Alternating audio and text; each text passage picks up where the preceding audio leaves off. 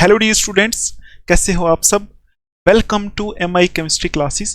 तो आज हम देखने वाले हैं केमिकल बॉन्डिंग चैप्टर के पीवाईक्यूज। तो यहाँ जो पीवाईक्यूज हैं, जो प्रीवियस ईयर क्वेश्चंस हैं, सब में सिर्फ दो जगह से क्वेश्चंस पूछे गए हैं। एक तो हाइब्रिडाइजेशन और वीएससीपीआर थ्योरी से, और एक मॉलिक्यूलर ऑर्बिटल थ्योरी से। ठीक है, तो हम पहले एक काम करते हैं कि हम पहले जो हाइब्रिडाइजेशन वाले और बाकी के जो भी क्वेश्चंस हैं वो सारे पहले डिस्कस कर लेते हैं। उसके बाद हम क्या करेंगे, मॉलिक्यूलर ऑर्बिटल थ्योरी के क्वेश्चंस डिस्कस करेंगे, क्योंकि मॉलिक्यूलर ऑर्बिटल थ्योरी के क्वेश्चंस कराने के लिए मॉलिक्यूलर ऑर्बिटल डायग्राम बनानी पड़ेगी। तो फिर वो हम एक ही बार डायग्राम बनाएंगे तो उन्हीं डायग्राम्स में सब कुछ खत्म कर देंगे। ठीक है, आप इस वीडियो को पूरा देखना। अगर आपको पसंद आए तो आप अपने फ्रेंड्स के साथ शेयर भी कर सकते हो। ठीक है, और एक लाइक कर दो और एक कमेंट में आप दिल बना दो। ठीक है, तो बहुत सही रहेगा, मुझे थोड़ी सी और मोटिवेशन मिलेगी। ठीक है, तो पहले आप देख लो, अगर आपको अच्छी लगे उसके बाद ही आप ये काम करना। चलो देखते हैं पहला क्वेश्चन। ठीक है, तो पहला क्वेश्चन ये हमारा, ये देखो यहां क्या पूछा है। देखो, हाइब्रिडाइजेशन वाले टॉपिक से क्वेश्चन पूछा हुआ है, बिल्कुल सिंपल चीज है। देखो यहां बोला है predict hybridization and shape of the following molecule, कि हाइब्रिडाइजेशन और शेप बताओ। ठीक, तो ऐसे क्वेश्चंस करने के लिए आपने पढ़ा ही होगा इनको कैसे करते हैं। ठीक है, इनका एक जो सही तरीका होता है वो ये है कि सपोज हमें निकालनी है CH4 में। ठीक है, ये CH4 है, इसमें हमें निकालनी है हाइब्रिडाइजेशन और हमें बतानी है इसकी शेप। ठीक, तो देखो इसमें दो थ्योरीज अप्लाई होती हैं। एक तो हाइब्रिडाइजेशन वाला कंसेप्ट, मतलब वो वैलेंस बॉन्ड थ्योरी से आता है, वो भी अप्लाई होता है, और साथ में वीएससीपीआर थ्योरी वाला कंसेप्ट भी यहाँ अप्लाई होता है, क्योंकि आपको पता है वीएससीपीआर थ्योरी जो होती है वो शेप वगैरह बताती है। ठीक है, तो दोनों कंसेप्ट यहाँ अप्लाई होते हैं। तो क्या करोगे आप, आपने पहले पढ़ा ही होगा, देखो कुछ ना कुछ आपने मॉलिक्यूल्स ऐसे देखे ही होंगे जहां आपको क्या दिखता है, ये वाला, मतलब ऐसा कुछ दिखता है, ऐसे मॉलिक्यूल आपने पहले बहुत सारे देखे होंगे। तो आप अभी क्या करोगे, अभी यहाँ कार्बन के साथ 4 हाइड्रोजन जुड़े हैं, ये मीथेन है, तो आप क्या करो, कार्बन लिख लो यहाँ। ठीक है, सेंट्रल एटम, बेसिकली यहाँ क्या होता है कि सेंट्रल एटम जो होता है जिसके आसपास दूसरे एटम जुड़े होते हैं वो लिखना पड़ता है। ठीक, और कुछ नहीं, तो वो आप यहाँ लिखोगे। इसका एटॉमिक नंबर लिखो, कार्बन का एटॉमिक नंबर होता है 6। तो उसके बाद आपने इसकी इलेक्ट्रॉनिक कॉन्फ़िगरेशन लिखनी है, वो होती है 1s2 2s2 2p2, यही होती है। ठीक है, यही होती है कार्बन की इलेक्ट्रॉनिक कॉन्फ़िगरेशन। अब आप क्या करोगे, ये जो आउटरमोस्ट इलेक्ट्रॉनिक कॉन्फ़िगरेशन है ना, इसको यहां लिखते हैं। मैं आपको रफ में ही बता सकता हूं। ठीक है, ये p ऑर्बिटल मैंने बना लिया 2p, और ये मैंने बना लिया यहां 2s। ठीक है, 2s में 2 इलेक्ट्रॉन है और 2p में भी 2 इलेक्ट्रॉन है। ठीक, अब आपको पता है कि कार्बन की ये हो गई आउटरमोस्ट इलेक्ट्रॉनिक कॉन्फ़िगरेशन। तो यहां हमारे पास क्या है, हमारे पास कार्बन के साथ 4 हाइड्रोजन जुड़े हुए हैं। तो सिंपल है, आपको पता है हाइड्रोजन मोनोवैलेंट होते हैं, हाइड्रोजन एक बॉन्ड बनाते हैं। तो क्या होगा, यहां हम हाइड्रोजन को कैसे जोड़ सकते हैं, तो देखो एक हाइड्रोजन तो यहां जुड़ेगा, एक यहां जुड़ेगा, 2 यहां जुड़ सकते हैं, लेकिन हमें 2 अनपेड इलेक्ट्रॉन और चाहिए ताकि हम दो हाइड्रोजन और जोड़ सकें। ठीक है, 2 अनपेड और चाहिए। तो हम क्या करते हैं इस केस में, ऐसी इलेक्ट्रॉनिक कॉन्फ़िगरेशन को बोलते हैं ग्राउंड स्टेट इलेक्ट्रॉनिक कॉन्फ़िगरेशन। फिर हम क्या करते हैं, इसकी एक्साइटेड स्टेट बनाते हैं। ठीक है, वो कैसे बनती है एक्साइटेड स्टेट, तो वो कुछ ऐसे बनती है, सेम टू सेम 2s बनाया, सेम टू सेम 2p बनाया। ठीक है, तो 2s में क्या होते हैं, 2 इलेक्ट्रॉन होते हैं ना। तो देखो हम क्या करते हैं कि 2 इलेक्ट्रॉन जो 2p में वो यहां ही लिख देते हैं। ठीक, ऐसे करते हैं, और आपको पता है कि एक्साइट कराने के लिए ये इलेक्ट्रॉन उठा के यहाँ डाल देते हैं इस ऑर्बिटल में। ठीक है, जो अवेलेबल है, तो यहाँ से एक इलेक्ट्रॉन इधर जाएगा तो एक इलेक्ट्रॉन इधर बचेगा, एक इधर, ऐसे हो जाएंगे 4 अनपेड। तो आपको पता है ऐसे अनपेड करने पड़ते हैं ये कंसेप्ट लगाने के लिए। ठीक, अब 4 अनपेड जैसे हो गए तो अभी आप 4 हाइड्रोजन को यहाँ जोड़ सकते हो।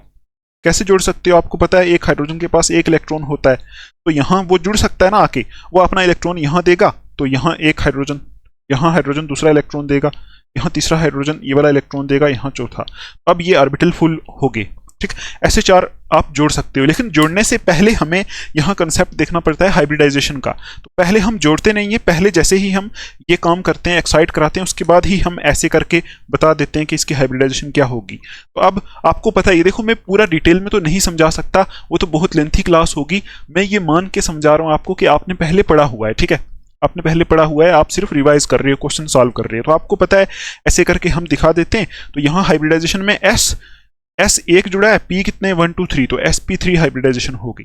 ठीक, तो आप जब अपने उसमें एग्जाम में करोगे तो आप हाइब्रिडाइजेशन कराने के बाद यहाँ दोबारा से ऑर्बिटल बनाना, ऐसे दोबारा से बनाना, फिर उसमें आप 4 अनपेड इलेक्ट्रॉन फिर से दिखाओगे, फिर बोलोगे ये sp3 हाइब्रिडाइज्ड ऑर्बिटल्स हैं, अब इनके साथ आके यहाँ हाइड्रोजन जुड़ेंगे, हाइड्रोजन हाइड्रोजन हाइड्रोजन हाइड्रोजन, और अब आपको पता चल गया ये इलेक्ट्रॉनिक कन्फिगरेशन कार्बन की है, कार्बन के साथ 4 हाइड्रोजन जुड़ के तो बन गया मॉलिक्यूल CH4, और इसमें हाइब्रिडाइजेशन किया है sp3, और इसकी शेप क्या होगी, शेप क्या होगी आपको पता है, sp3 हाइब्रिडाइजेशन अगर हो तो ज्योमेट्री होती है टेट्राहेड्रल, ठीक है, और शेप डिपेंड करती है कि कोई लोन पेयर भी है उसमें कि नहीं, मतलब अगर टेट्राहेड्रल ज्योमेट्री है, मतलब अगर ये इलेक्ट्रॉनिक कन्फिगरेशन है, अगर इसमें कोई लोन पेयर भी है तो वो फिर वैलेंस मतलब जो BSc-PR थ्योरी है उसके अकॉर्डिंग हम देखते हैं ना, तो फिर शेप किसी किसी की चेंज भी हो जाती है, तो आप बोलोगे इसकी ज्योमेट्री टेट्राहेड्रल है, हाइब्रिडाइजेशन sp3 है, ज्योमेट्री टेट्राहेड्रल है, और शेप भी इसकी टेट्राहेड्रल है,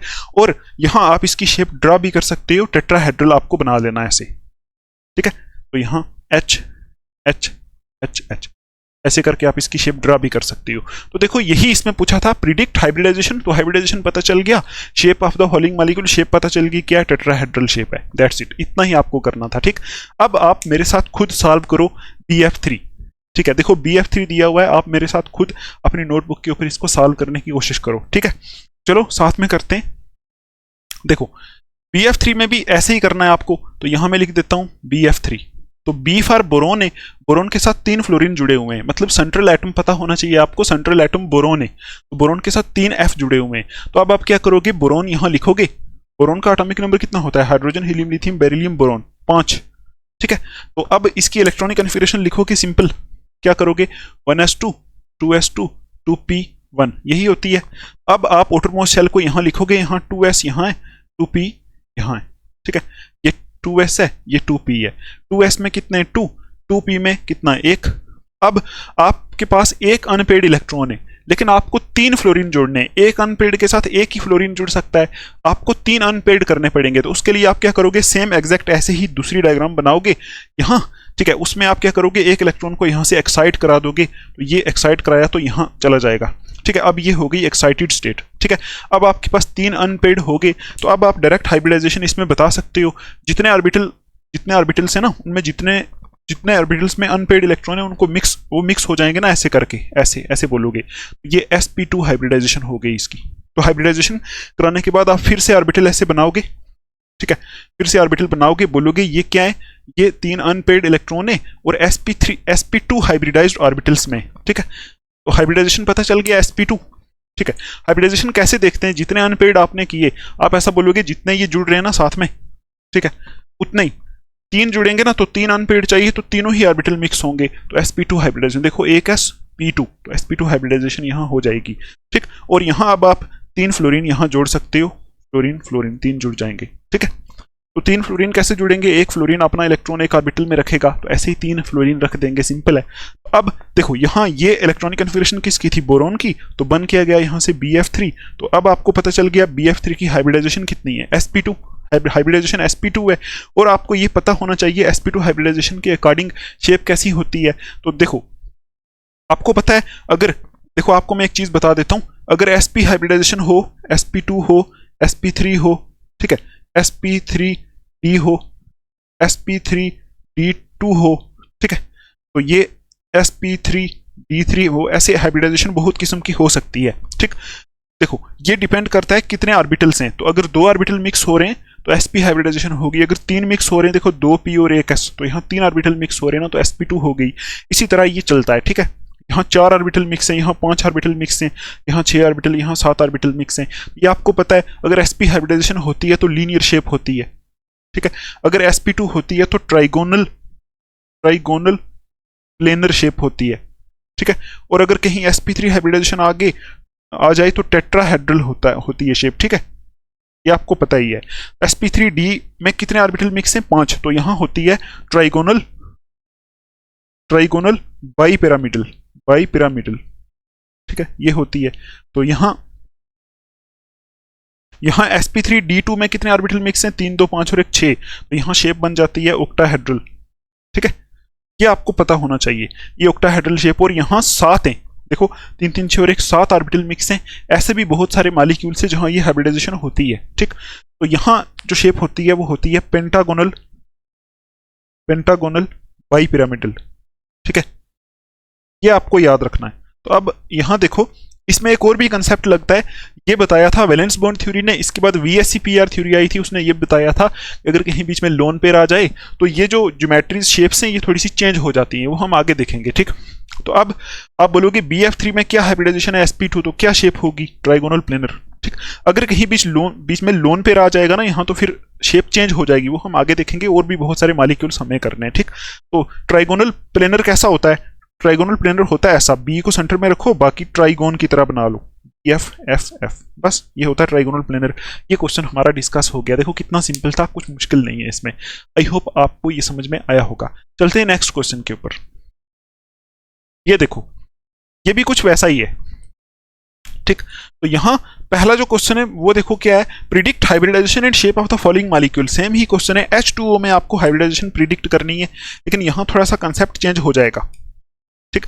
H2O जो है, ठीक है, इसमें तो आपको पता है, आपने बहुत बार स्ट्रक्चर देखी होगी H2O की, कि इसमें O सेंटर में होता है, H दोनों अलग अलग ऐसे करके होते हैं, ठीक। तो अब क्या करोगे, सेंट्रल एटम का एटॉमिक नंबर वगैरह लिखोगे आप। तो ऑक्सीजन है यहाँ, सेंट्रल एटम ऑक्सीजन है, इसका एटॉमिक नंबर 8 होता है, electronic configuration 1s2 2s2 2p4 ये होती है, ठीक है। तो अब आउटरमोस्ट शेल लिख दो, सिंपल चीज है, आउटरमोस्ट शेल यहाँ लिखो, आउटरमोस्ट शेल होता है 2s2p, ये तो p में कितने, 1 2 3 4 हैं, ठीक। s में कितने, 2 हैं, ठीक है। ये इसकी ग्राउंड स्टेट है, ठीक है, इसको बोलते हैं ग्राउंड स्टेट। अब एक्साइटेड स्टेट देखो, एक्साइटेड स्टेट बनानी पड़ेगी या नहीं बनानी पड़ेगी, ये बताओ।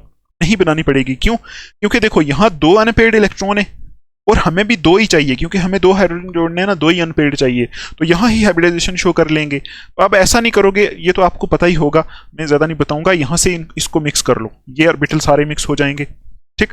अब देखो S एक मिक्स हुआ, P कितने मिक्स हुए, 3, तो इसको बोलेंगे sp3 हाइब्रिडाइजेशन है। तो हाइब्रिडाइजेशन होने के बाद यहाँ अनपेयर्ड इलेक्ट्रॉन है, यहाँ H और यहाँ H आ जाएगा, तो बन जाएगा ना H2O, वाटर, ठीक।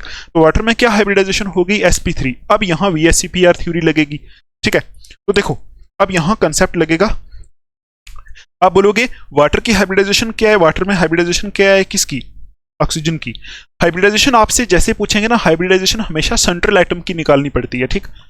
तो वो ऐसे ही बोलेंगे डिस्कस हाइब्रिडाइजेशन इन H2O, तो आपको सेंट्रल एटम की हाइब्रिडाइजेशन निकालनी है, ठीक है। तो sp3 हाइब्रिडाइजेशन है ना इसकी, ठीक है, देखो यही है sp3 हाइब्रिडाइजेशन। और आपको पता है sp3 के अकॉर्डिंग क्या ज्योमेट्री होती है, ये टेट्राहेड्रल, ठीक है, टेट्राहेड्रल ज्योमेट्री। और टेट्राहेड्रल कैसे बनता है, ऐसे यहां बना देते हैं टेट्राहेड्रल, आपको पता है यहाँ H2O है ना, H2O, तो इसकी टेट्राहेड्रल ज्योमेट्री बनाएंगे ऐसे कुछ, ये देखो है तो ये टेट्राहेड्रल, लेकिन इसमें प्रॉब्लम क्या है, प्रॉब्लम इसमें आपको पता ही है क्या है। यहां देखो एक लोन पेयर ये वाला है, एक लोन पेयर ये वाला है, 2 लोन पेयर भी हैं, यहाँ 2 लोन पेयर भी हैं। तो हम क्या करेंगे, दो जगह ऑक्सीजन लगा दो, मतलब देखो बीच में ऑक्सीजन है, 2 जगह हाइड्रोजन लगा दो यहाँ से, ठीक है। एक हाइड्रोजन यहाँ लगा देता हूं मैं, एक हाइड्रोजन यहाँ लगा देता हूं। और देखो दो यहाँ हाइड्रोजन है ना, इनको बोलते हैं बॉन्ड पेयर्स, बॉन्ड पेयर्स हैं, 2 बॉन्ड पेयर हैं और 2 लोन पेयर हैं। तो लोन पेयर को आप ऐसे दिखा सकते हो, यहाँ ये वाला और ये वाला लोन पेयर है। अब यहाँ प्रॉब्लम आती है कि यहाँ इसकी ज्योमेट्री और शेप अलग अलग हो जाती है। आपसे कोई बोले इसकी हाइब्रिडाइजेशन क्या है वाटर की, तो आप बोलोगे हाइब्रिडाइजेशन है sp3, ठीक है। ज्योमेट्री क्या है, तो sp3 के अकॉर्डिंग ज्योमेट्री टेट्राहेड्रल होती है, तो ज्योमेट्री टेट्राहेड्रल है। अब शेप क्या है, तो शेप अब डिसाइड होगी लोन पेयर के बेस पे। अब आपको पता है यहाँ लोन पेयर है, यहाँ लोन पेयर है, तो लोन पेयर से शेप डिसाइड नहीं होती, ठीक है। लोन पेयर से शेप डिसाइड नहीं होती, बॉन्ड पेयर से शेप डिसाइड होती है। तो जहां लोन पेयर है ना, उसको आप पहले ऐसे दिखाओ, बाद में इनको काट दो, बोलो यहाँ लोन पेयर है, ये भी गया, लोन पेयर है, ये भी गया। अब शेप कैसी दिख रही है आपको, ये तो लोन पेयर को आप ऐसे ऐसे करके दिखा सकते हो। अब शेप आपको ऐसी दिख रही है, ये कैसी शेप है, वी शेप, ठीक है, या इसको बेंट शेप भी बोलते हैं। तो वाटर की शेप बेंट है, हाइब्रिडाइजेशन sp3 है, तो ज्योमेट्री की टेट्राहेड्रल, बस ऐसे आपको करना है। आई होप आपको समझ में आया होगा। अब देखो कुछ ऐसे मॉलिक्यूल्स होते हैं जहां हम डायरेक्ट भी हाइब्रिडाइजेशन निकाल सकते हैं, जैसे ये जो वाटर है ना, अगर आपको वाटर का स्ट्रक्चर पता है पहले से, सपोज आपको वाटर का स्ट्रक्चर पता है कि वाटर का स्ट्रक्चर कैसा होता है, ऐसा 2 हाइड्रोजन जुड़े होते हैं, ऐसे 2 हाइड्रोजन जुड़े होते हैं, ठीक है, 2 हाइड्रोजन जुड़े होते हैं, 2 लोन पेयर होते हैं। ठीक है, 2 लोन पेयर होते हैं। तो अब आप क्या करोगे, डायरेक्ट ही हाइब्रिडाइजेशन बता सकते हो। कैसे बताना है, लोन पेयर और सिग्मा बॉन्ड को काउंट करना है। ठीक है, देखो ये दोनों बॉन्ड्स आपको पता ही है, सिंगल बॉन्ड सिग्मा बॉन्ड्स होती हैं, तो दोनों बॉन्ड सिग्मा है, तो 2 लोन पेयर हैं, तो टोटल मिलाना है इनको 1 2 3 4, मतलब 4 ऑर्बिटल यहाँ मिक्स होंगे। तो 4 ऑर्बिटल मिक्स होंगे तो मतलब sp3, डायरेक्ट यहाँ से भी बता सकते हैं। अब sp3 होगी तो sp3 के अकॉर्डिंग अब खुद देखो 2 लोन पेयर हैं, बेंट शेप है, सीधा वी शेप है। ठीक है, अब देखो कार्बन डाइऑक्साइड की कैसे बताओगे। कार्बन डाइऑक्साइड की देखो कुछ ऐसे मॉलिक्यूल होते हैं ना जो आपको पहले स्टडी करके ही जाना पड़ेगा, क्योंकि उनकी स्ट्रक्चर आपके दिमाग में होनी चाहिए। ठीक है, शॉर्टकट मेथड भी होता है हाइब्रिडाइजेशन निकालने का, लेकिन उस पर अभी हम नहीं जाएंगे क्योंकि हमारे एग्जाम में इतने क्वेश्चंस मतलब खतरनाक वाले नहीं आते। तो जैसे देखो कार्बन डाइऑक्साइड में हाइब्रिडाइजेशन पूछा है तो CO2 है। ठीक, तो आपको कार्बन डाइऑक्साइड की स्ट्रक्चर तो पता ही होगी, लीव स्ट्रक्चर या जिसको आप बोलते हो मतलब नॉर्मल स्ट्रक्चर जैसे आप ड्रा करते हो वो तो आपको पता ही होगी, ऐसी होती है, C double bond O double bond O, मतलब ऐसी होती है कार्बन डाइऑक्साइड की स्ट्रक्चर। अब आप यहाँ कार्बन की हाइब्रिडाइजेशन बता सकते हो आराम से। ठीक, देखो कार्बन के ऊपर यहाँ कोई लोन पेयर तो है नहीं। एक तो आपके पास ये तरीका, जैसे मैंने आपको ये बताया ना डायरेक्ट, एक ये तरीका है। दूसरा तरीका ये है कि आप कार्बन की इलेक्ट्रॉनिक कन्फिगरेशन करो तो ऑक्सीजन जोड़ दो, जैसे ये कराया मैंने आपको ये वाला, ऐसे भी कर सकते हो। तो डायरेक्ट भी बता सकते हैं इसको। डायरेक्ट कैसे बताएंगे, आपको पता ही है कि यहाँ कार्बन के ऊपर कोई लोन पेयर तो है नहीं, सीधा सिग्मा बॉन्ड, देखो कितनी सिग्मा बॉन्ड बना रहा है। तो कार्बन यहाँ 2 सिग्मा बॉन्ड बना रहा है, आपको पता है एक सिग्मा एक पाई है, ये सिग्मा एक पाई है, तो कार्बन 2 सिग्मा बॉन्ड बना रहा है बस, और कुछ नहीं है। ठीक है, बाकी इसके ऊपर कोई लोन पेयर नहीं, कुछ नहीं। 2 सिग्मा बॉन्ड बना रहा है मतलब 2 ऑर्बिटल मिक्स होंगे, तो sp हाइब्रिडाइजेशन हो जाएगी कार्बन की। ठीक, तो sp हाइब्रिडाइजेशन होगी तो इसके पास कोई लोन पेयर नहीं है, कुछ नहीं है, तो sp हाइब्रिडाइजेशन का मतलब क्या शेप होगी, मतलब क्या शेप और ज्योमेट्री क्या होगी, तो ये sp हाइब्रिडाइजेशन की शेप लीनियर होगी। तभी कार्बन डाइऑक्साइड को आप यूजुअली जो है ऐसे लिखते हो, इसकी शेप लीनियर होती है। ठीक, ये कार्बन डाइऑक्साइड होता है, ऐसे करके आप इसकी दिखा सकते हो। आप इस मेथड से भी इसको कर सकते हो। ठीक है, अब आपको समझ तो आ गया होगा ना कि कैसे करना है। ठीक है, अच्छा अभी देखो यहाँ नेक्स्ट क्वेश्चन जो दूसरे वाला है 10 नंबर वाला, what are isoelectronic species and which are the following are isoelectronic. देखो ये भी इसी चैप्टर में से ही है कि आइसो इलेक्ट्रॉनिक स्पीशीज क्या होती हैं। आइसो का मतलब होता है सेम और इलेक्ट्रॉनिक का मतलब होता है इलेक्ट्रॉन्स। ठीक, तो आइसो इलेक्ट्रॉनिक स्पीशीज ऐसी स्पीशीज होती है जिनमें सेम नंबर ऑफ इलेक्ट्रॉन्स होते हैं। ठीक है, ये आपको पता है। अब यहाँ क्वेश्चन पूछा हुआ है कि ये जो दिए हुए हैं यहाँ बताओ इनमें से कौन कौन सा आइसो इलेक्ट्रॉनिक है। यहाँ हम इसको कर लेते हैं सीधा। देखो एक तो यहाँ हमारे पास है Cl माइनस के प्लस एफ माइनस, यही है ना, Cl माइनस के प्लस एफ माइनस। ठीक है, तो Al3 प्लस Ne, उसके बाद है हमारे पास Al3 प्लस Ne नियोन, और क्या है हमारे पास O2 माइनस और Ar। ठीक है, O2 माइनस ऊपर है। ठीक है, उसके ऊपर है, और क्या है Ar आर्गोन।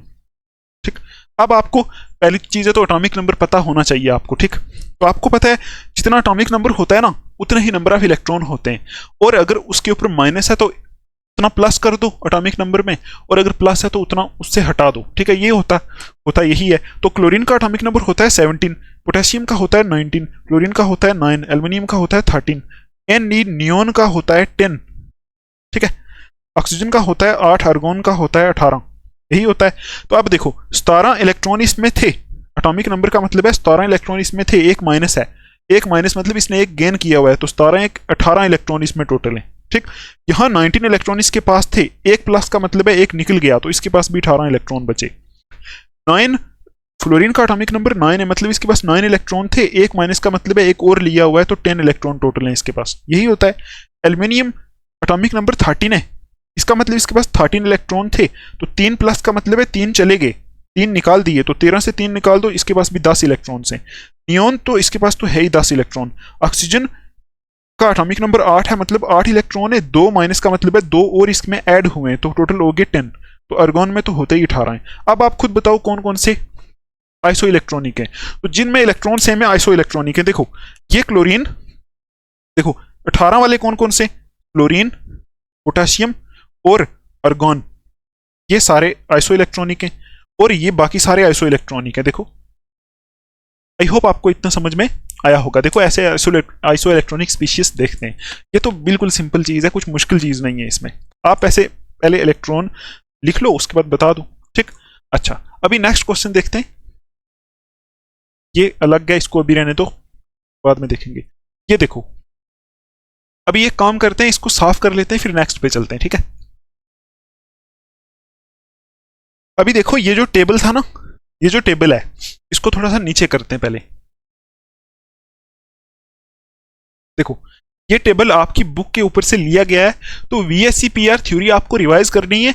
ये टेबल आपको पक्का देख लेना है। देखो इसमें कुछ भी नहीं है, इसमें ऐसे कुछ मालिक्यूल्स लिखे हैं कि किसमें एक लोन पेयर है, मतलब अगर ट्राइगोनल प्लेनर है उसमें एक लोन पेयर हो तो कैसी ज्योमेट्री हो जाती है, ठीक है, दो लोन पेयर हो कैसी हो जाती है, ठीक है, टेट्राहेड्रल में एक दो लोन पेयर हो कैसी ज्योमेट्री हो जाती है, ये चीज़ें आपको पता होंगी। ये टेबल आप देख लेना, VSEPR थ्योरी जो है उसी का टेबल है, ठीक। अच्छा अभी देखते हैं क्वेश्चन नेक्स्ट। ये देखो अभी हम इसको थोड़ा सा ऊपर कर लेते हैं। अब देखो ये क्वेश्चन एग्जाम में आपको पूछा हुआ है, तो यहाँ ये बेसिक जो है ना केमिकल बॉन्डिंग का बेसिक क्वेश्चन है। देखो पूछा है कोवेलेंट रेडियस क्या होता है, वैन डर वाल रेडियस क्या होता है, आयनिक रेडियस क्या होता है, ठीक। तो सिंपल चीज है, आपको पता है कोवेलेंट रेडियस क्या होता है।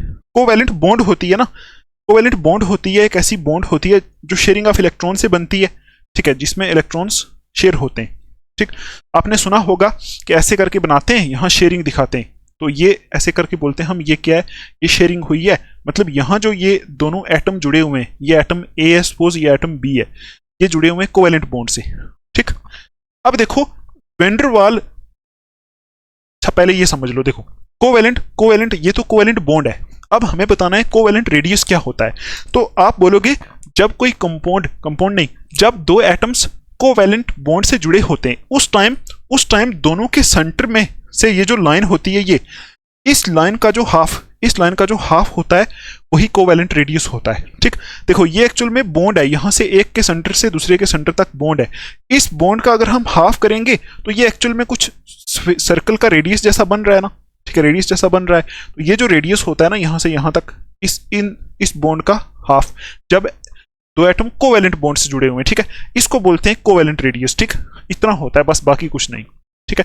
अब देखो वैन डर वाल्स रेडियस क्या होता है, आपको पता है वैन डर वाल फोर्सेस, कोवेलेंट बॉन्ड ऐसी होती है जिसमें जो दो एटम होते हैं वो जुड़े होते हैं, लेकिन वैन डर वाल फोर्सेस ऐसी फोर्सेस होती हैं जो ऐसे मॉलिक्यूल्स के बीच में एग्जिस्ट करती हैं जो आपस में बॉन्डेड नहीं होते हैं, ऐसे ही पास पास होते हैं, बॉन्डेड नहीं होते, ठीक है। मतलब ऐसे दो एटम अगर ऐसे हैं, ठीक है, ये सपोज दो एटम है ऐसे, ये आपस में बॉन्डेड नहीं है, सिर्फ ये मिनिमम डिस्टेंस पे पास पास हैं। तो इस टाइम जब दो, देखो ऐसे अगर दो एटम जुड़े हुए हैं सपोज ए और बी, तो इनके सेंटर में से ऐसे डिस्टेंस जो होता है, इस डिस्टेंस का जो हाफ होता है, इसको बोलते हैं वैन डर वाल रेडियस, ठीक है। क्योंकि आपको पता है वैन डर वाल फोर्सेस वीक फोर्सेस होती हैं, तो नॉन पोलर मॉलिक्यूल्स के बीच में एग्जिस्ट करती हैं, non polar molecule van der वाल फोर्सेस की वजह से पास पास रहते हैं।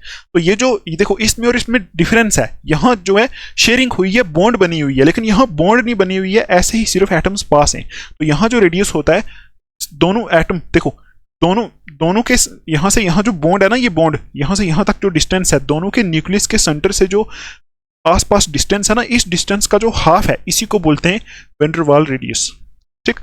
क्योंकि एक एटम का हम रेडियस पता नहीं कर सकते ना, एक एटम बहुत छोटा होता है, उसका रेडियस पता करना थोड़ा सा मुश्किल होता है, इसलिए हम क्या करते हैं, एटम जो बॉन्डेड स्टेट में जो पास पास है उन दोनों को मिला के ये डिस्टेंस थोड़ा सा बड़ा हो जाता है, इसका हाफ कर लेते हैं, तो वो वैन डर वाल रेडियस बन जाता है, ठीक है। आई होप आपको इतना समझ में आया होगा। अब देखो यहां पूछा है, थर्ड में पूछा है आयनिक रेडियाई। तो आयनिक रेडियाई क्या होता है कि सपोज कोई आयन है,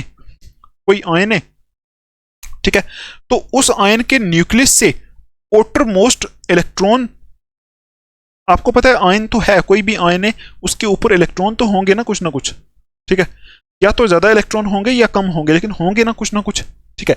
अगर ज्यादा इलेक्ट्रॉन होंगे, ज्यादा इलेक्ट्रॉन का मतलब है नेगेटिव चार्ज होगा, या तो पॉजिटिव चार्ज होगा या नेगेटिव चार्ज होगा, आयन के ऊपर दोनों ही चार्ज हो सकते हैं। तो एक आयन में सेंटर वाला जो मतलब उसका जो न्यूक्लियस है, उसका चार्ज जिस इलेक्ट्रॉन तक पहुंचता है, लास्ट जब जहां तक पहुंचता है वहां तक को जो डिस्टेंस होता है उसको बोलते हैं आयनिक रेडियाई, ठीक है। देखो क्या बोला मैंने, एक आयन में न्यूक्लियस से आउटर मोस्ट शेल तक जो डिस्टेंस होता है उसी को बोलते हैं आयनिक रेडियाई आयन में, ठीक है। आप ऐसा भी बोल सकते हो, एक आयन में न्यूक्लियस का चार्ज जहां तक इलेक्ट्रॉन तक पहुंचता है, सपोज यहां तक पहुंच रहा है तो इतना आयनिक रेडियाई हो गया, अगर सपोज यहां तक चार्ज पहुंच रहा है तो इतना आयनिक रेडियाई हो गया, ठीक है। ये आयनिक रेडियस होता है। तो यहां से ionic radius, covalent radius, van der Waals radius, ये चीजें भी आपको देख लेनी है, ये बेसिक होता है केमिकल बॉन्डिंग का, ठीक। तो मैंने आपको बहुत डिटेल में नहीं बताया है, ठीक है। बहुत डिटेल में बताएं तो एक चीज पे 2 घंटे लग जाएंगे, ठीक, क्योंकि हमारे प्रीवियस ईयर क्वेश्चन से वो हम सॉल्व कर रहे हैं, ठीक। अच्छा, आई होप आपको इतना समझ में आया होगा। नेक्स्ट क्वेश्चन देखो, व्हाट इज बॉन्ड ऑर्डर। तो बॉन्ड ऑर्डर क्या होता है? बॉन्ड ऑर्डर कुछ भी नहीं होता। बॉन्ड ऑर्डर होता है कि दो एटम के बीच में कितनी बॉन्ड्स हैं, ठीक। जैसे नाइट्रोजन, ऑक्सीजन, ये है हमारे पास। उसके बाद हमारे पास Br2 है, Cl2 है या H2 है, ठीक। अब बॉन्ड ऑर्डर आप ऐसे बोलोगे, बॉन्ड ऑर्डर को हम ऐसे डिफाइन कर सकते हैं कि दो एटम के बीच में कितनी बॉन्ड्स हैं, उसी को हम बॉन्ड ऑर्डर की फॉर्म में कर सकते हैं, बोल सकते हैं, ठीक। अगर देखो हाइड्रोजन के बीच में कितनी बॉन्ड्स होती हैं, एक बॉन्ड होती है, तो हाइड्रोजन का बॉन्ड ऑर्डर कितना हो जाएगा? 1। सिर्फ ये जो बीच में बॉन्ड्स है इसको देखते हैं, ठीक। नाइट्रोजन के बीच में ट्रिपल बॉन्ड होती है ना, तो इसका बॉन्ड ऑर्डर होता है 3, ठीक। ऑक्सीजन के बीच में डबल बॉन्ड होती है, ठीक है, तो इसका बॉन्ड ऑर्डर होता है 2, ठीक है। ब्रोमीन के बीच में सिंगल बॉन्ड होती है, Br ऐसे करके जुड़ा होता है, तो इसका बॉन्ड ऑर्डर होता है 1, ठीक। इसी तरह Cl2 के बीच में भी सिंगल बॉन्ड होती है ना, तो बॉन्ड ऑर्डर 1, ठीक। ये होता है बॉन्ड ऑर्डर। तो आगे लिखा है इसकी सिग्निफिकेंस क्या है, तो सिग्निफिकेंस का मतलब है इंपॉर्टेंस क्या है। तो बस बॉन्ड ऑर्डर से हमें पता चल जाता है कि इसके बीच में बॉन्ड्स कितनी है, ठीक। बॉन्ड्स कितनी है, ये इसकी सिग्निफिकेंस है, ये पता चल जाता है। सपोज हमें बोला है N2 का बॉन्ड ऑर्डर 3 है, बताओ इसमें कितनी बॉन्ड्स हैं, तो आप बोलोगे 3 बॉन्ड्स हैं, बस ये पता चलता है। और स्टेबिलिटी का भी थोड़ा सा पता चल जाता है, ठीक। जितना बॉन्ड ऑर्डर ज्यादा होगा ना, उतनी स्टेबिलिटी ज्यादा होगी उस मॉलिक्यूल की। क्यों? क्योंकि सपोज एक बार बॉन्ड ऑर्डर 1 है, एक बार 2 है, एक बार 3 है, तो जितना बॉन्ड ऑर्डर ज्यादा उतनी स्टेबिलिटी ज्यादा। कैसे?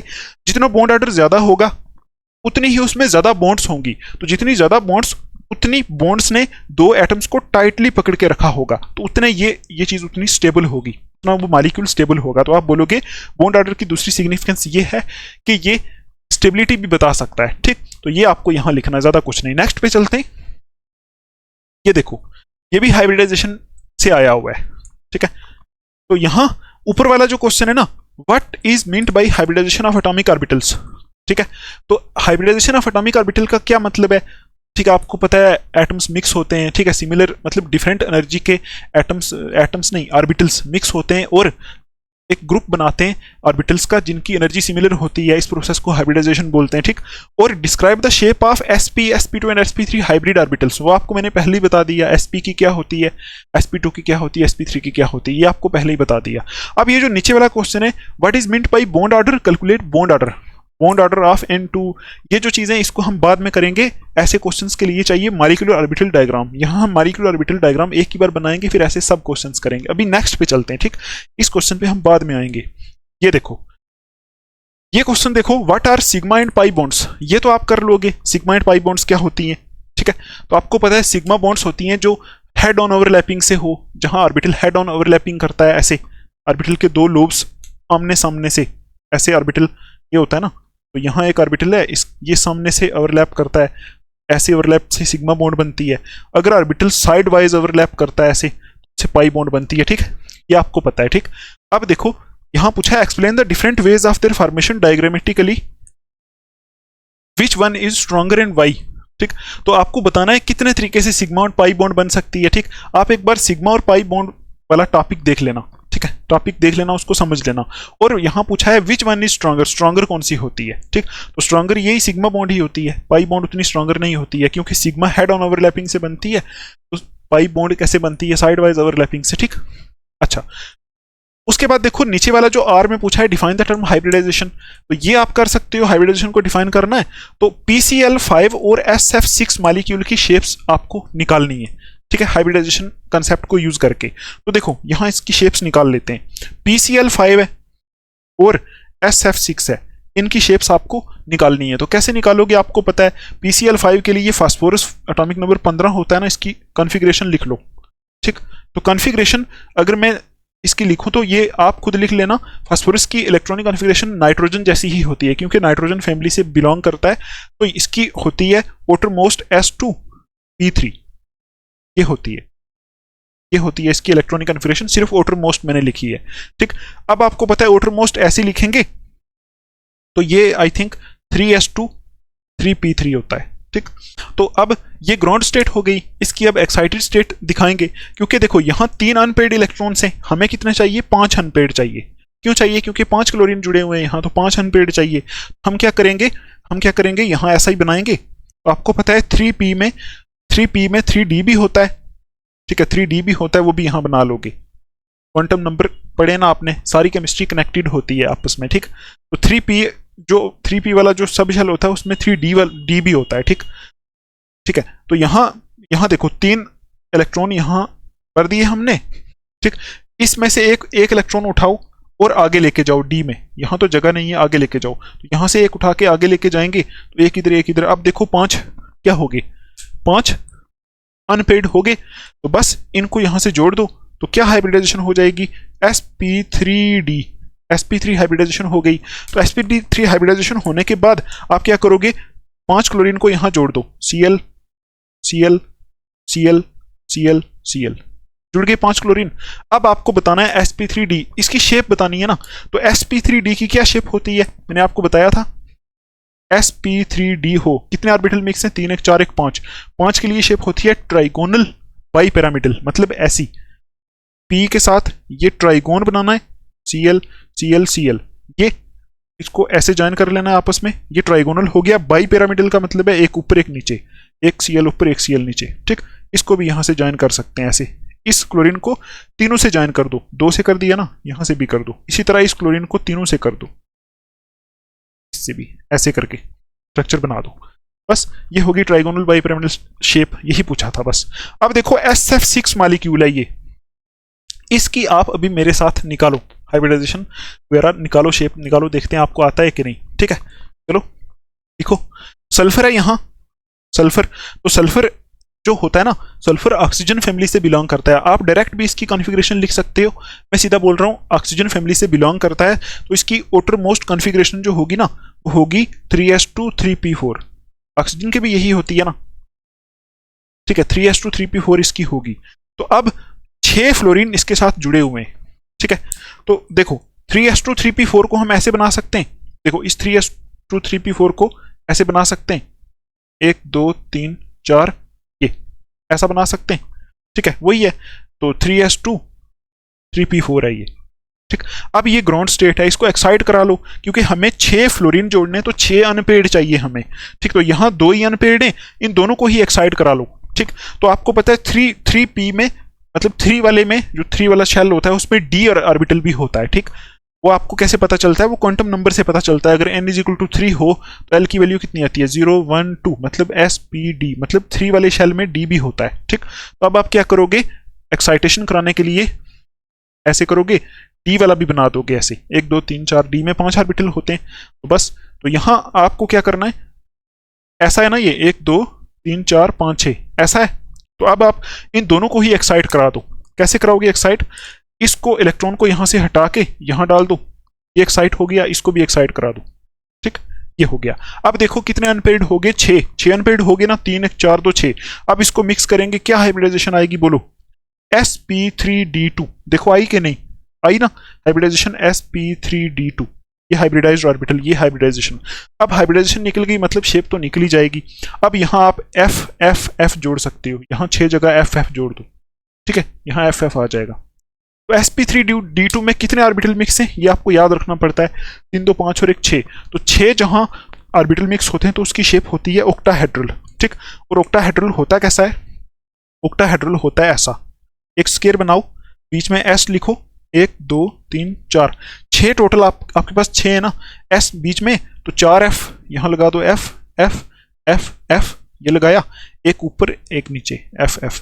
बस इसको आप 4 से ज्वाइन कर सकते हो, जो ऊपर वाला f है ना, अगर 3D स्ट्रक्चर बनानी है, ऊपर वाले f को चारों से ज्वाइन कर दो, चारों कोनों से, 1 2 फिर 3 फिर 4 ऐसे। नीचे वाले को भी चारों से ज्वाइन कर दो, ये फिर यहां से ये, बस ऐसा होता है ऑक्टाहेड्रल, ठीक। तो ये आ जाएगी SF6 की शेप। क्या शेप है, ऑक्टाहेड्रल। ज्योमेट्री क्या है, वो भी ऑक्टाहेड्रल, क्योंकि कोई लोन पेयर नहीं है, कोई लोन पेयर नहीं है, ठीक। अगर लोन पेयर आता तो ज्योमेट्री, मतलब ज्योमेट्री अलग, शेप अलग हो जाती। अच्छा, आई होप आपको इतना समझ में आया होगा, ये क्वेश्चन आप कर लोगे अभी, ठीक है। नेक्स्ट पे चलते हैं। ये देखो, how do you express the bond length in terms of bond order. आप बॉन्ड लेंथ को बॉन्ड ऑर्डर की टर्म में कैसे एक्सप्रेस कर सकते हो, ठीक। तो आपको पता है यहां बॉन्ड ऑर्डर क्या होता है, बॉन्ड ऑर्डर होता है कि बॉन्ड्स कितनी है, ठीक। तो बॉन्ड लेंथ को बॉन्ड ऑर्डर में कैसे एक्सप्रेस कर सकते हैं, तो आप बोलोगे यहां एक कंसेप्ट होता है बॉन्ड ऑर्डर जो होता है, ठीक है, वो inversely proportional to bond length होता है, बॉन्ड लेंथ होता है, ठीक, ऐसे करके होता है। तो आप बोलोगे बॉन्ड ऑर्डर और बॉन्ड लेंथ में रिलेशन होता है, बॉन्ड ऑर्डर अगर ज्यादा हो तो बॉन्ड लेंथ कम होती है। क्यों? क्योंकि अगर बॉन्ड ऑर्डर ज्यादा है इसका मतलब बॉन्ड्स ज्यादा हैं, तो जितनी बॉन्ड्स ज्यादा हैं उतनी बॉन्ड्स ने नाइट्रोजन को ऐसे पकड़ के रखा होगा, उतनी बॉन्ड लेंथ कम होगी। तो आप ये याद रखना, सबसे लंबी बॉन्ड होती है सिंगल, उससे छोटी होती है डबल, ठीक है, उससे भी छोटी होती है ट्रिपल, ठीक है, ठीक है। तो देखो यहां बॉन्ड ऑर्डर कितना आता है 1, यहां 2, यहां 3, ठीक है। तो अब बॉन्ड लेंथ और बॉन्ड ऑर्डर में क्या रिलेशन है, आप बोलोगे बॉन्ड ऑर्डर जितना ज्यादा उतनी बॉन्ड लेंथ कम, ठीक, बॉन्ड ऑर्डर जितना कम उतनी बॉन्ड लेंथ ज्यादा, ठीक है, ये रिलेशन होता है। आई होप आपको ये समझ में आया होगा। नेक्स्ट क्वेश्चन देखते हैं। तो अभी हम देखते हैं ये क्वेश्चन। देखो यहां पूछा है आइसोइलेक्ट्रॉनिक स्पीशीज क्या होती हैं, तो आपको पता ही है ऐसी स्पीशीज जिनमें इलेक्ट्रॉन सेम हो, मतलब ऐसे एटम्स या फिर ऐसे आयंस जिनमें इलेक्ट्रॉन सेम हो उनको आइसोइलेक्ट्रॉनिक बोलते हैं, ठीक है। और दूसरा देखो पूछा है कि name the species that will be isoelectronic with each of the following, मतलब यहाँ जो दी हुई है इनके साथ कौन कौन से ऐसे एलिमेंट या फिर एटम्स हैं, मतलब एटम्स या फिर आयंस हैं जो इनसे आइसोइलेक्ट्रॉनिक है, ठीक है, इनके जैसे जिनमें इलेक्ट्रॉन्स हैं, ठीक है। तो इसके लिए आप क्या करोगे, यहां ए करके लिखो, ए कौन सा दिया हुआ है, एफ दिया है, और कौन सा दिया है, अर्गोन दिया है, और कौन सा दिया है यहाँ Mg2+ दिया है, ठीक है, और कौन सा दिया है रुबिडियम+, ये दिया हुआ है, ठीक। तो आपको क्या करना है, इनके एटॉमिक नंबर लिख लो, 9 होता है इसका, 18 होता है इसका, 12 होता है इसका, और 37 होता है। तो 9 इलेक्ट्रॉन और किस में हो सकते हैं, तो 9 इलेक्ट्रॉन वाला O- हो सकता है, ठीक, क्योंकि O का एटॉमिक नंबर 8 होता है, 8 इलेक्ट्रॉन ये और एक ये, 9 इलेक्ट्रॉन। आर्गन के लिए कैल्शियम 2+ लिख सकते हो, ठीक, क्योंकि कैल्शियम का एटॉमिक नंबर 20 होता है, ठीक है, एटॉमिक नंबर 20, और यहाँ 2 इलेक्ट्रॉन यहाँ से निकाल दो तो 18 इलेक्ट्रॉन हो जाएंगे, ये और ये आइसो इलेक्ट्रॉनिक है। इसके लिए आप लिख सकते हो, देखो यहाँ मैग्नीशियम 2+ का मतलब है इसमें 12 से 2 इलेक्ट्रॉन निकाल दो 10 इलेक्ट्रॉन बच रहे हैं, तो नियोन लिख सकते हो, ठीक। रुबिडियम प्लस के लिए आप लिख सकते हो Br-, ठीक है, इसका एटॉमिक नंबर 35 होता है, इसमें देखो 37 इलेक्ट्रॉन में से एक निकाला है, 36 इलेक्ट्रॉन से, तो इसकी जगह यहाँ Br- लिखोगे, इसका एटॉमिक नंबर 35 होता है, 35 इलेक्ट्रॉन ये, एक ये 36 इलेक्ट्रॉन इसमें, ठीक है। आई होप आपको ये समझ में आया होगा। नेक्स्ट देखते हैं, देखो पूछा हुआ है CH4 molecule is tetrahedral, explain why it is not square planar. CH4 molecule tetrahedral है, बताओ ये स्क्वायर प्लेनर क्यों नहीं। इसका आंसर सिंपल है, अभी हमने हाइब्रिडाइजेशन निकाली थी ना CH4 में, तो आई थी sp3। तो आपको एक चीज याद रखनी है, अगर sp3 हाइब्रिडाइजेशन आती है तो टेट्राहेड्रल ही होता है मॉलिक्यूल, टेट्राहेड्रल होता है, ठीक। और अगर dsp2 हाइब्रिडाइजेशन कहीं आ जाए तो वो मॉलिक्यूल स्क्वायर प्लेनर होता है। तो आपने इस क्वेश्चन का आंसर कैसे देना है, आपने बोलना है, लिखना है कि क्योंकि यहाँ जो CH4 है इसमें कार्बन की हाइब्रिडाइजेशन sp3 है, तो ये तो टेट्राहेड्रल ही होगा। आगे लिखोगे इसमें हाइब्रिडाइजेशन dsp2 नहीं है, और क्या है हाइब्रिडाइजेशन sp3 है, इसलिए ये क्या है, ये टेट्राहेड्रल है, स्क्वायर प्लेनर नहीं है, ठीक। आई होप आपको इतना समझ में आया होगा, ऐसे आपने इसका आंसर लिखना है, ठीक। नेक्स्ट क्वेश्चन पे चलते हैं। तो ये है नेक्स्ट वाला, इसको कैसे करेंगे, देखो यहां पूछा क्या है कि give the shapes of the following covalent molecules using VSEPR theory. VSEPR theory का यूज करो, इन मॉलिक्यूल्स की शेप बताओ, ठीक। तो कुछ तो हमने पहले ही कर लिए हैं। अमोनिया, फर्स्ट है अमोनिया NH3, तो इसकी शेप आप कैसे बताओगे, तो आपको क्या करना है, सीधा सीधा सेंट्रल मेटल, इसमें सेंट्रल जो है ना, सेंट्रल मेटल नहीं सेंट्रल एटम बोलेंगे, ये नाइट्रोजन है, तो नाइट्रोजन को यहाँ लिख दो। इसकी कॉन्फ़िगरेशन लिखनी है, सिर्फ outer मोस्ट लिख दो कॉन्फ़िगरेशन। इसकी outer मोस्ट इलेक्ट्रॉनिक कॉन्फ़िगरेशन होती है S2p3, 2s2 2p3 होती है, ठीक है। आप जब पूरी लिखोगे आपको पता चल जाएगा, ठीक है। तो उसके बाद आप ऐसा कर लो, देखो 2s2 2p3 को ऐसे दिखा दो, 1 2 3 ये। अब आपको यहां से ही देखना है कि इसमें कितने अनपेयर्ड है, 3 अनपेयर्ड है, 3 हाइड्रोजन हमें जोड़ने हैं, तो सीधा यहां ही 3 हाइड्रोजन जोड़ सकते हैं, ठीक, 3 हाइड्रोजन यहां ही जोड़ सकते हैं। तो उसके बाद आप यहां से ऐसे कर लो, ऐसे बताओ कितने ऑर्बिटल मिक्स हुए, यहाँ 1s 3p, तो क्या हाइब्रिडाइजेशन आ जाएगी sp3। तो अगर हाइब्रिडाइजेशन sp3 आ गई तो ज्योमेट्री क्या होगी, टेट्राहेड्रल। लेकिन यहाँ एक लोन पेयर आ रहा है, तो आप क्या करोगे, पहले टेट्राहेड्रल बनाओगे ऐसे, ठीक, तो 3 जगह हाइड्रोजन लिख दो ऐसे, एक लोन पेयर लिख दो। ठीक, अब आपने क्या करना है, ये तो इसकी ज्योमेट्री है, टेट्राहेड्रल ज्योमेट्री है। शेप क्या होगी, शेप होगी ये, इसको हटा दो, यहाँ लोन पेयर लगा दो। अब ये जो बन गई, ये इसकी शेप बन गई, और ये जो शेप होती है इसको बोलते हैं पिरामिडल शेप, ये आपको पता है, ये पिरामिडल शेप है। तो आपसे यही पूछा है कि हाइब्रिडाइजेशन निकालो, शेप निकालो, ज्योमेट्री निकालो, तो हाइब्रिडाइजेशन sp3 है, ज्योमेट्री टेट्राहेड्रल है, शेप पिरामिडल है। ठीक, अच्छा, और देखो वाटर दिया हुआ है यहाँ, तो वाटर का भी हमने देखा था, वाटर में यहाँ 2 लोन पेयर होते हैं, हाइब्रिडाइजेशन sp3 होती है, शेप वी शेप या बेंट शेप होती है वाटर में। ठीक, नेक्स्ट देखो sf6 बोला है, वो भी हमने किया अभी, आगे bf3 बोला है, वो भी हमने किया। ठीक है, BeF2 बचता है, BeF2 भी आप आराम से निकाल सकते हो। BeF2 जो होता है ना, इसमें हाइब्रिडाइजेशन आप खुद निकालो, हाइब्रिडाइजेशन होगी sp और इसकी जो ज्योमेट्री होगी लीनियर होगी। ठीक है, ये आप खुद निकालोगे। CH4 देखो अभी हमने पहले किया था, sp3 हाइब्रिडाइजेशन, sp3 हाइब्रिडाइजेशन से जो ज्योमेट्री होती है टेट्राहेड्रल वही है, और शेप भी इसकी टेट्राहेड्रल है। ठीक है, तो नेक्स्ट क्वेश्चन पे चलते हैं। ये देखो इसमें बोला गया है वही शेप एंड हाइब्रिडाइजेशन बताओ। तो पहला PCl5 दिया, वो तो अभी हमने किया है। ठीक है, ट्राइगोनल बाइपिरामिडल आया था ना। ठीक है, PCl5। उसके बाद CO3 2- दिया है, कार्बोनेट CO3 2- दिया है। ठीक, तो ये भी हम कर सकते हैं। ठीक है, कैसे कर सकते हैं इसको, CO3 2- को, आपको पता है कि कुछ ऐसे ये एक आयन है, कार्बोनेट आयन है ना, तो कुछ ऐसे होते हैं मॉलिक्यूल जिनकी हमें स्ट्रक्चर याद रखनी पड़ती है। ठीक, तो अगर आपको थोड़ा सा स्ट्रक्चर का आइडिया हो तो इसकी स्ट्रक्चर होती है ऐसी, C डबल बॉन्ड O, ऐसे O-O-। तो अब आपको हाइब्रिडाइजेशन यहाँ से निकालनी है, तो डायरेक्ट निकाल सकते हो आप, सिर्फ सिग्मा बॉन्ड काउंट करो। कार्बन की निकालनी है ना, एक सिग्मा एक सिग्मा एक सिग्मा, ये।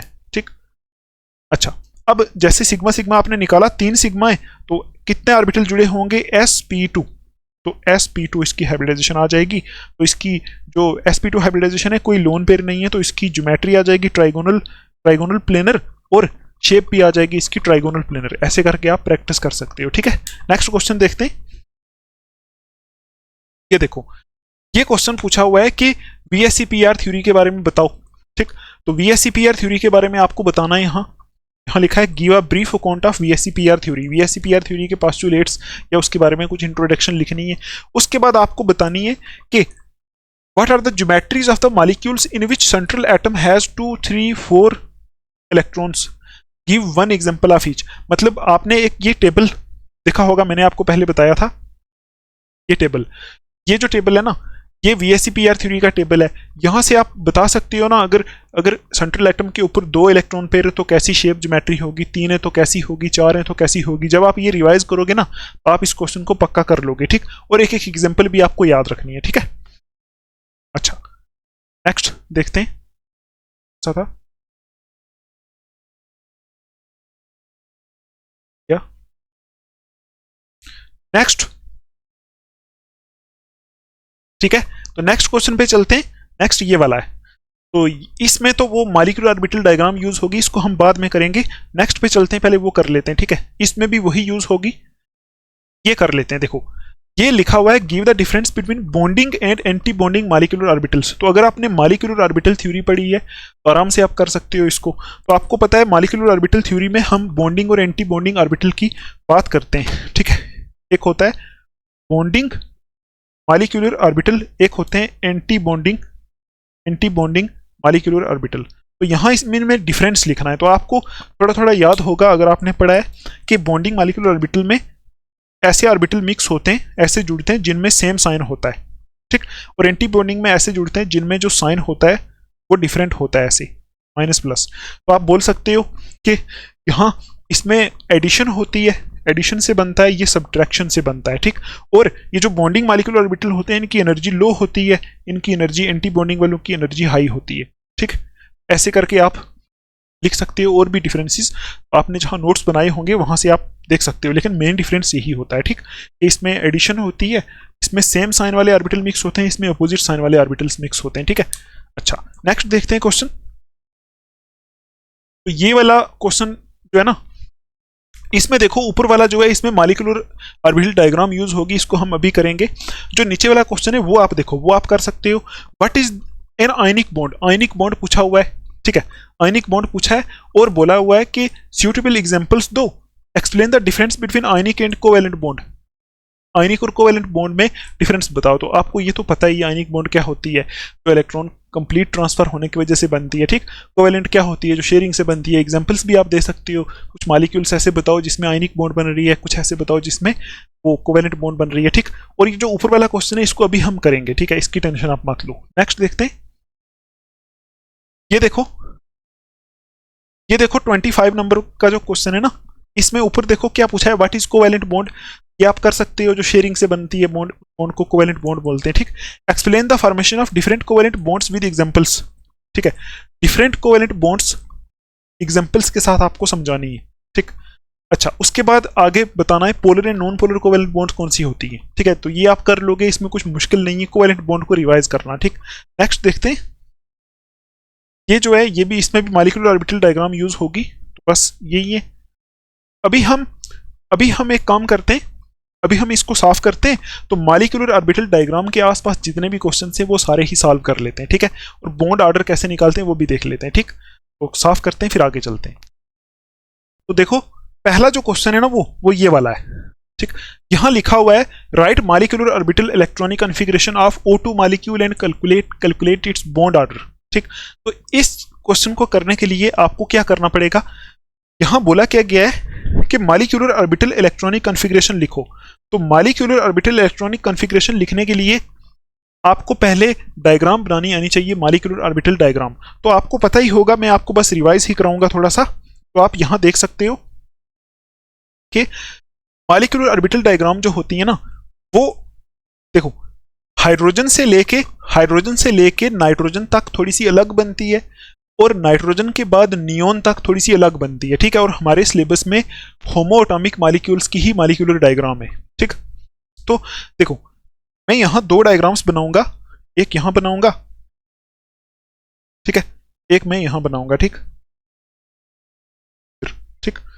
तो देखो हाइड्रोजन से लेके नाइट्रोजन तक अलग किस्म की बनती है, हाइड्रोजन से लेके नाइट्रोजन तक थोड़ी अलग होती है, और ऑक्सीजन, क्लोरीन, नियोन, इनमें थोड़ी सी अलग मॉलिक्यूलर ऑर्बिटल डायग्राम होती है, ठीक। तो हम बोलते हैं, हम बनाते हैं किसमें, नाइट्रोजन की बनाते हैं, ठीक है। नाइट्रोजन की मैं यहां बनाऊंगा, ऑक्सीजन की मैं यहां बनाऊंगा, ठीक। तो मॉलिक्यूलर ऑर्बिटल डायग्राम बनाने के लिए आपको पता है क्या करना पड़ता है, नाइट्रोजन N2 है ना, N2 की बनानी पड़ती है, ठीक। तो N की इलेक्ट्रॉनिक कॉन्फ़िगरेशन होती है 1s2 2s2 2p3, बस यही लिखना है यहाँ। N यहाँ मैं लिख देता हूँ, ठीक है। तो यहाँ नहीं, मतलब ऐसे एक डब्बा ऐसे बनाना है, आई होप आपको ये दिख रहा होगा, एक डब्बा ऐसे बनाना है, ठीक। तो आपको पता है ये दोनों डब्बे जुड़ के ऐसा एक डब्बा नीचे बनता है और ऐसा एक डब्बा ऊपर बनता है, ठीक। इसको बोल दो 1s ऑर्बिटल है, ऐसे करके दिखाते हैं, आपको याद आ जाएगी, ठीक। ये एक डब्बा, मतलब यहां आप नीचे लिख सकते हो, इधर ये एक नाइट्रोजन है, ये दूसरा नाइट्रोजन है, ठीक है। ये एक नाइट्रोजन की कॉन्फ़िगरेशन जा रही है, ये दूसरे नाइट्रोजन की कॉन्फ़िगरेशन जा रही है, ठीक है। तो 1s कंबाइन करके बनते हैं सिग्मा 1s, और ये बनता है, इसको बोलते हैं सिग्मा स्टार 1s, ठीक। ऐसा होता है। अब दूसरा डब्बा 2s वाला, तो 2s वाले को आप यहां लिख सकते हो, ठीक। मैं यहां लिख देता हूं 2s, ये 2s वाला डब्बा है, इधर भी लिख सकते हो 2s, यहां एक बना लो। 2s मिलके दो डब्बे और बनाते हैं, ऐसे करके बनता है, ठीक है, ऐसे करके बनता है। और इसको बोलते हैं सिग्मा 2s, इसको बोलते हैं सिग्मा स्टार 2s ऑर्बिटल, ठीक। और अब तीसरे देखो 1s वाला हो गया, 2s वाला हो गया, अब 2p वाला बनाना है, ठीक। तो 2p वाला बनाने के लिए ये ऊपर से मुझे साफ करना पड़ेगा, ठीक है, इसके बगैर नहीं बन पाएगी, ठीक। ये साफ कर लिया। तो 2p वाला कैसे बनाओगे, यहां 3 ऑर्बिटल इस तरफ लिखोगे, ये 3 ऑर्बिटल इधर हैं, आपने इस लाइन में लिखना है, ठीक है, इस लाइन में और इस लाइन में से ऊपर लेके जाने। यहाँ 3 ऑर्बिटल, ये मेरे पास जगह कम है इसलिए मैं नहीं लिख रहा हूं, ये 2p है, ये 2p है, ठीक। और आपको एक चीज पता है, 2p वाले जो ऑर्बिटल होते हैं ना, उनमें 2px 2py और 2pz होता है, ठीक। तो आपको क्या करना है, नाइट्रोजन वाले में या उससे पहले वालों में आपको ये काम करना है, यहां यहाँ ये दोनों आपको पता है ये दोनों कंबाइन होंगे, तो 3 ऑर्बिटल इसमें 3 ऑर्बिटल इसमें कंबाइन होके टोटल 6 ऑर्बिटल बनेंगे।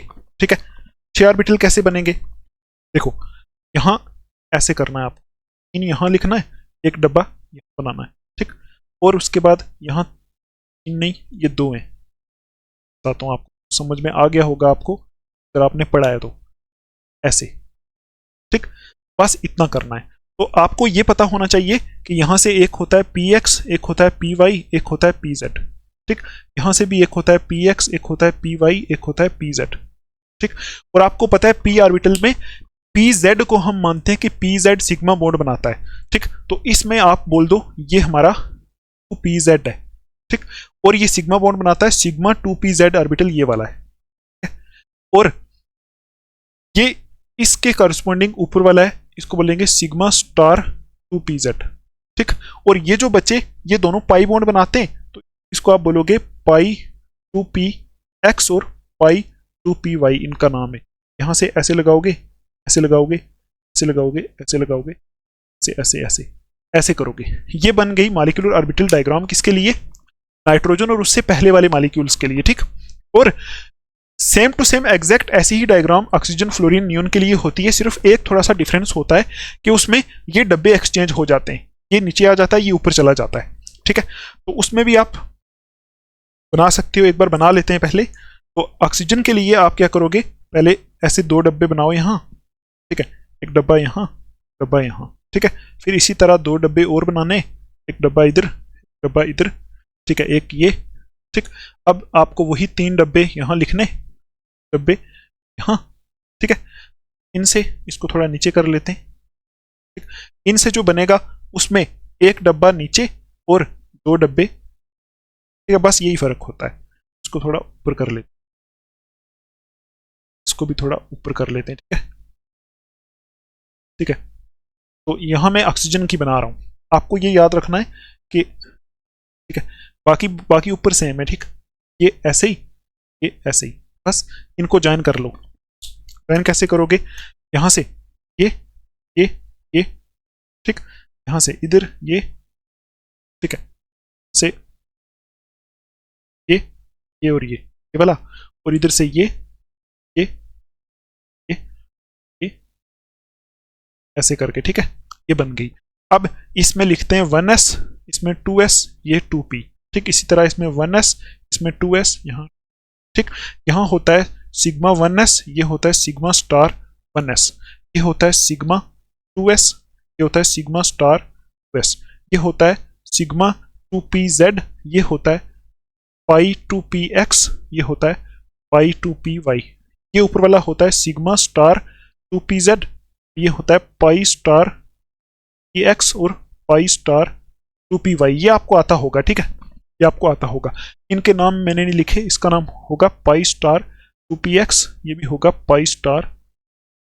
ठीक, अब आपको ये याद रखना है, ये डायग्राम जिसमें एक डब्बा ऊपर है 2 नीचे है, ये नाइट्रोजन और उससे पहले वाले जो मॉलिक्यूल है उनके लिए आता है, हीलियम, हाइड्रोजन।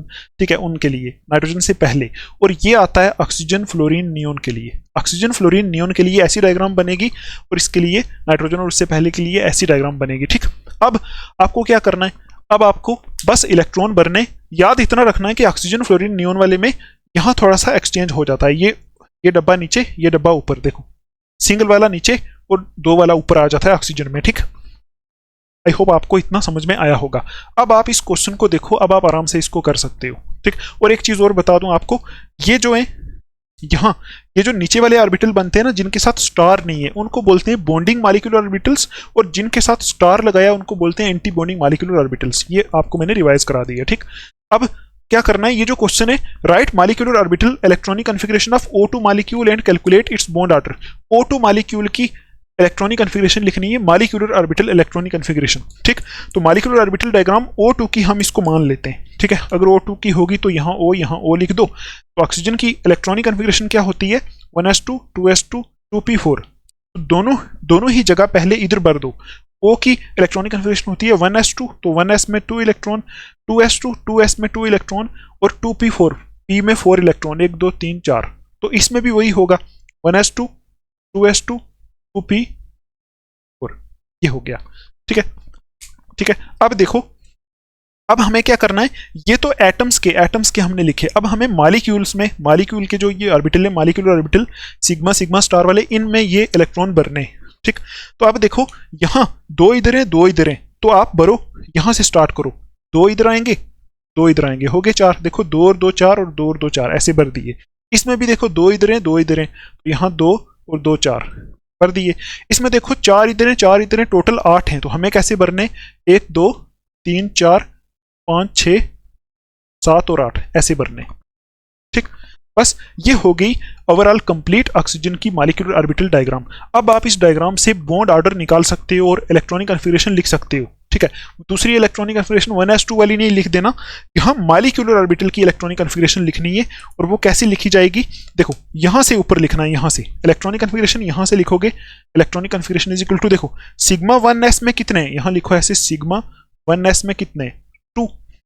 ठीक है, सिग्मा स्टार 1s में कितने, सिग्मा स्टार 1s में कितने, 2। बस उसके सिग्मा 2s में कितने, 2, सिग्मा 2s में कितने, 2, सिग्मा स्टार 2s में कितने, 2।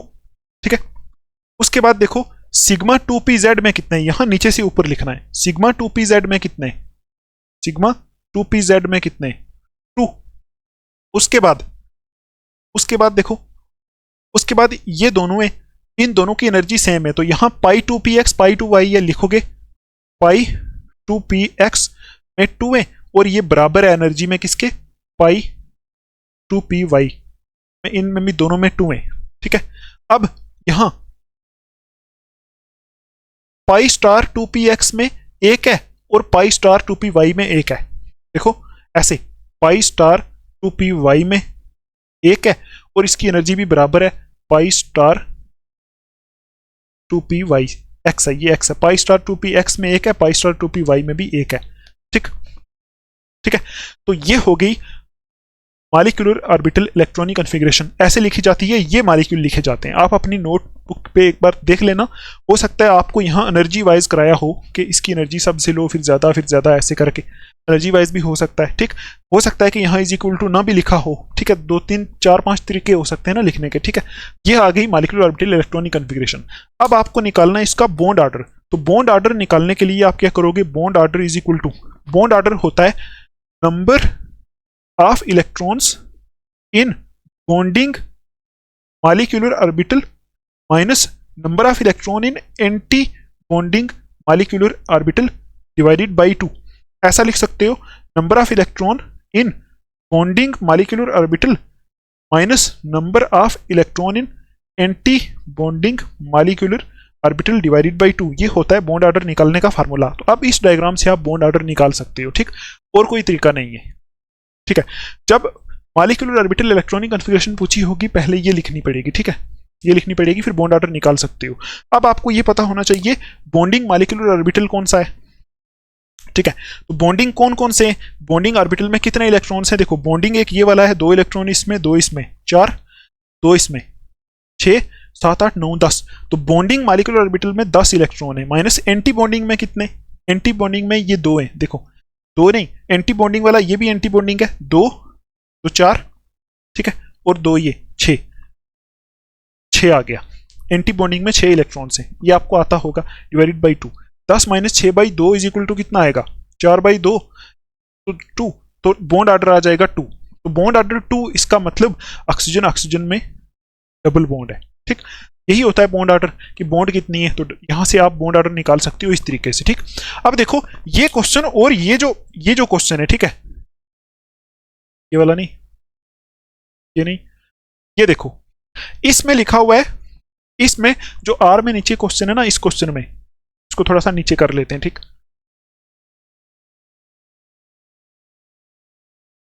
जी ठीक, अब देखो इसमें जो आर में दिया हुआ है, देखो यही एग्जैक्ट पूछा हुआ है, right the molecular orbital configuration of the following. बस ऐसी आपको डायग्राम्स बनानी है, नाइट्रोजन के लिए N2 प्लस और N2 माइनस के लिए। ठीक है, N2 प्लस और N2 माइनस के लिए बनानी है। तो साथ में बोला हुआ है बॉन्ड ऑर्डर कैलकुलेट करो और पैरामैग्नेटिक बिहेवियर बताओ और मॉलिक्यूलर ऑर्बिटल कॉन्फ़िगरेशन भी लिखो।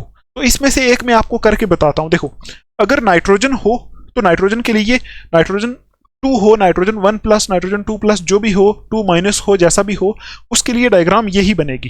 ठीक है, ये आपको पता है डायग्राम यही बनेगी। तो हम बनाते हैं N2 प्लस की। तो इसमें देखते हैं बॉन्ड ऑर्डर वगैरह सब कुछ। तो N2 प्लस कैसे बनेगा, देखो ये डायग्राम है नाइट्रोजन की, इसमें हमने बोल दिया कि हमने बनानी है N2 प्लस।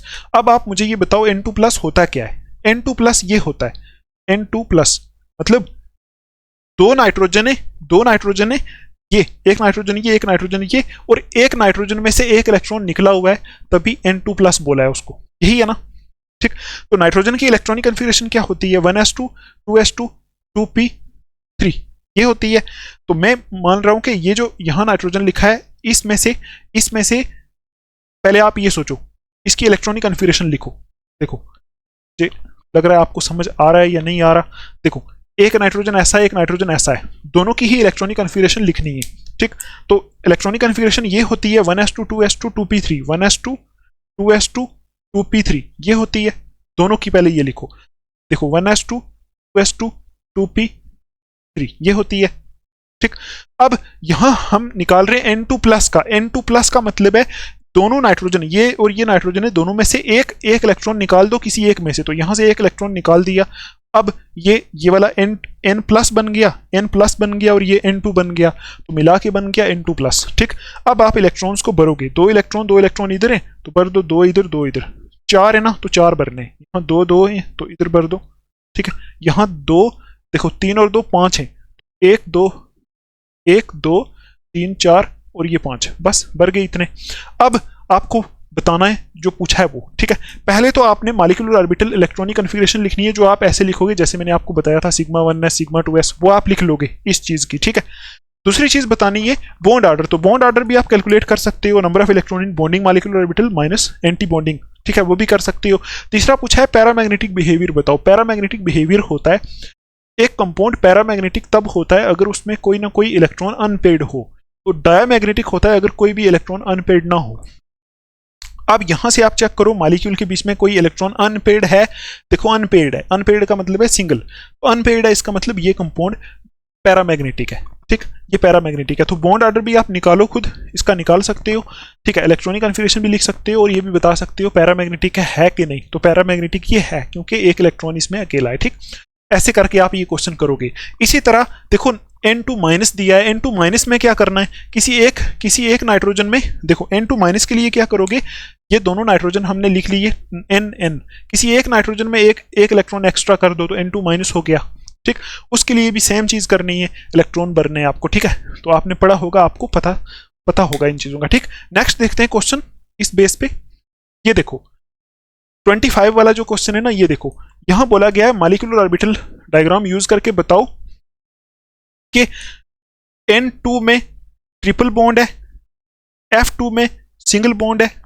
ठीक है, और Ne2 में बॉन्ड ही नहीं है, Ne2 में बॉन्ड ही नहीं है। ठीक है, Ne2 में बॉन्ड ही नहीं है।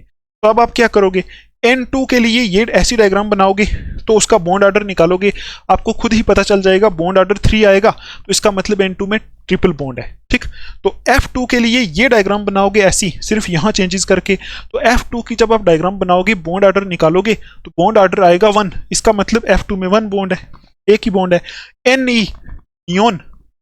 नियोन के लिए भी आप ये डायग्राम बनाओगे, बनाने के बाद आप देखोगे बॉन्ड ऑर्डर 0 आएगा, इसका मतलब Ne2 जो है उसमें कोई बॉन्ड होती ही नहीं। ठीक, ये आप खुद करोगे, कुछ भी नहीं है, मॉलिक्यूलर ऑर्बिटल डायग्राम यूज करनी है और कुछ नहीं। ठीक, अच्छा नेक्स्ट देखते हैं।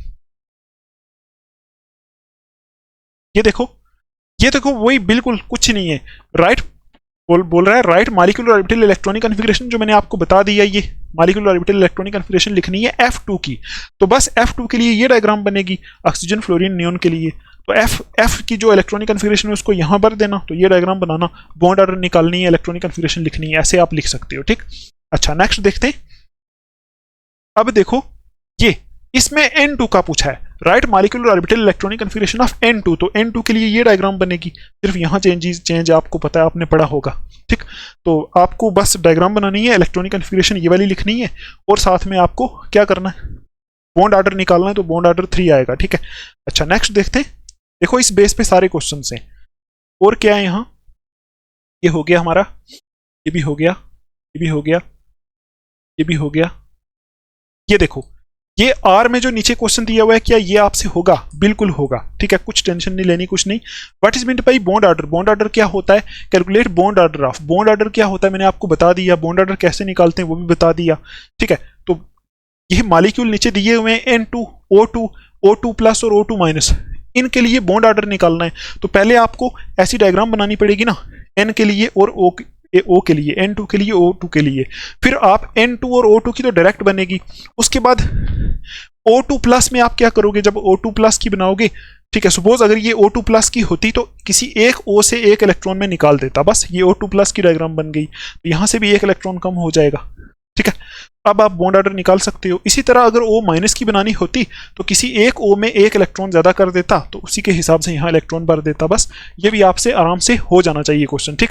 अगर कोई प्रॉब्लम आती है, टेलीग्राम ग्रुप बना हुआ है, ठीक है, वहां आप मेरे से कांटेक्ट करके पूछ सकते हो, उसकी लिंक डिस्क्रिप्शन में और कमेंट्स में आपको मिल जाएगी, ठीक। नेक्स्ट देखते हैं क्वेश्चन।